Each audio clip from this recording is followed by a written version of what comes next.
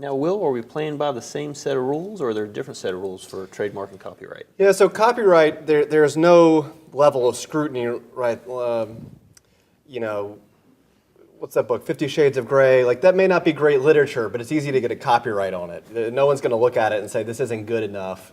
So long as it's sufficiently creative, you can obtain the copyright.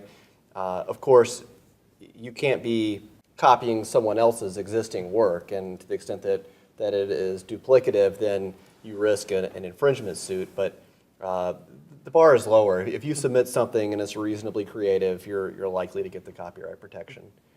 On the trademark side, it's a. You wanna, Go ahead. All right.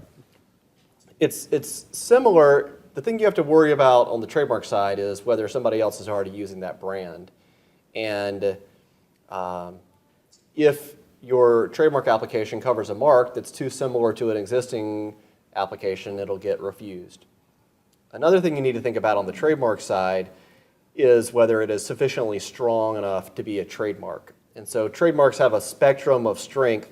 On one side, the strongest trademarks are created words like Exxon or Kodak that have no meaning until this company creates it and then fills it up with its goodwill in the consumer's mind.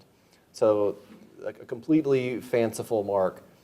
The next, lower on the ranking is a word that's a word in the English language, but it doesn't have anything to do with the product. So you think about Apple for computers. Those weren't linked in any way until Apple launched it. Next on the list is a suggestive mark, which gives a hint to the consumer about what the product is, but it doesn't outright describe it. And so copper tone for sunscreen, you think that tells you what it is, but it doesn't outright describe it. And then you move down towards descriptive and generic. I was dealing with an office action this morning for my client, South Carolina Federal Credit Union.